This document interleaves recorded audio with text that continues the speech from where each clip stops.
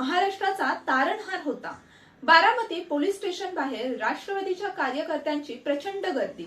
पवारांच्या विमान अपघाताबाबत सखोल चौकशी व्हावी, व्हीएसआर कंपनी आणि संबंधित अधिकाऱ्यांवरती कडक कारवाई करण्यात यावी, यासाठी शरद पवार पक्षाचे आमदार रोहित पवार हे आक्रमक झाले आहेत। मरीन ड्राईव्ह पोलीस ठाण्यात पत्र दिले, त्याचबरोबर कडक कारवाई करण्याची मागणी देखील केली।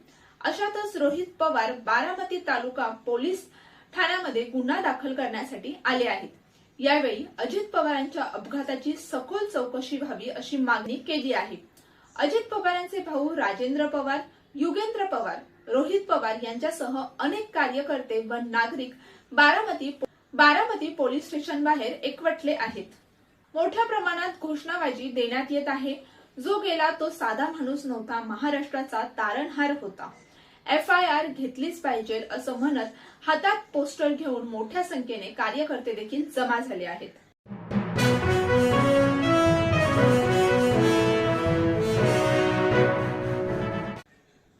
मोठा राजकीय भूकंप, काँग्रेसचा बालेकिल्ला ढासळणार, भाजपने मोठा नेता फोडला।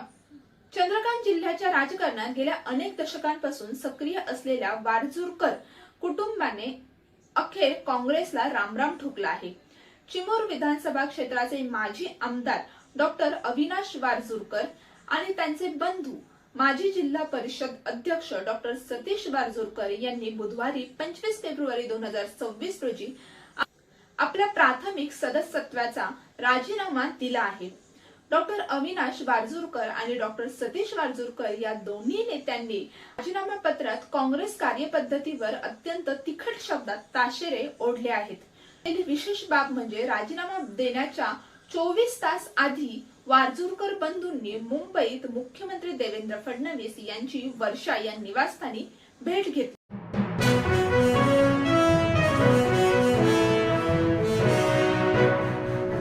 ताडदेव नागपाडा आणि मुंबई सेंट्रल रेल्वे स्थानकाला जोडणाऱ्या उड्डाणपुलाचे लोकार्पण। या पुलावरून दोन्ही दिशेने वाहतूक सुरू होणार असून दक्षिण मुंबईतील पूर्व पश्चिम प्रवास अधिक सुलभ होणार आहे। मुंबई सेंट्रल रेल्वे स्थानकाजवळील हा 333 मीटर लांबीचा पूल ताडदेव आणि नागपाडा परिसराला थेट जोडतो। या पुलामुळे बेलासिस रोड, ग्रँड रोड, पठ्ठे बाबूराव मार्ग आणि महालक्ष्मी परिसरातील वाहतूक कोंडी कमी होण्यास नक्कीच मदत होणार आहे। मुंबई सेंट्रल जवळील 130 वर्ष जुना पूल पाडल्यानंतर गेल्या 2 वर्षांपासून हा मार्ग बंद होता।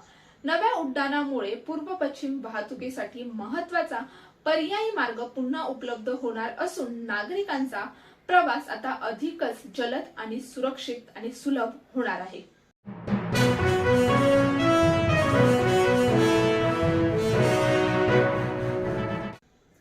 रश्मिका मंदान्ना आणि विजय देवरकोंडा अडकले लग्नबंधनात। दक्षिणात्य चित्रपटातील लोकप्रिय जोडी अभिनेत्री रश्मिका आणि विजय देवरकोंडा लग्नबंधनात अडकले आहेत। उदयपूरमध्ये सकाळी 10 वाजल्याच्या सुमारास हिंदू परंपरेनुसार या दोघांनीही लग्नवाट बांधली। या लग्न सोहळ्याला दोघांच्या कुटुंबीय आणि काही मोजके पाहुणे उपस्थित होते। वैदिक मंत्र आणि वाद्यांच्या गजरात विजयने रश्मिकाच्या गळ्यात मंगळसूत्र बांधले। यावेळी नववधू म्हणून रश्मिका अत्यंत सुंदर दिसत होती। दुपारी 4:30च्या सुमारास कोडाव परंपरेनुसार दोघं पुन्हा एकदा लग्न करणार आहेत। विजय आणि रश्मिका यांनी पती पत्नी म्हणून आयुष्याची एक नवी सुरुवात केली आहे।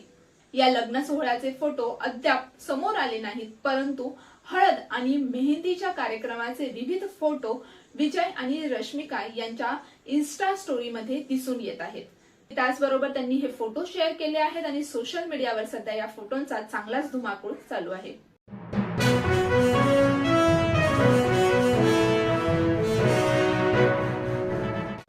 चंद्रग्रहण आणि भद्रकाळामुळे तारखेबद्दल लोकांमध्ये गोंधळ। होळी हा हिंदू परंपरेतील एक प्रमुख सण आहे। हिंदू दिनदर्शिकेनुसार फाल्गुन महिन्याच्या पौर्णिमेच्या दिवशी होळी साजरी केली जाते।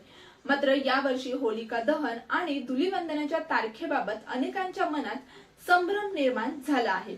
यंदा होळी 2 मार्च की 3 मार्च रोजी साजरी होणार याबद्दल अनेकांच्या मनात शंका आहेत। हिंदू दिनदर्शिकेनुसार फाल्गुन महिन्यातील पौर्णिमेला म्हणजेच 2 मार्च 2026 रोजी संध्याकाळी 5:55 सुरू होईल आणि 3 मार्च 2026 रोजी संध्याकाळी 5:07 संपेल. अशा प्रकारे 2 मार्च रोजी होलिका दहन केले जाईल. पंचांगानुसार 3 मार्च रोजी पहाटे 1:25 ते 4:30 पर्यंत भद्रकाळ आहे. भद्रकाळ दरम्यान पूजा करण्यास शास्त्रामध्ये मनाई आहे आणि त्यामुळेच 2 मार्च रोजी होलिका दहन करू शकता.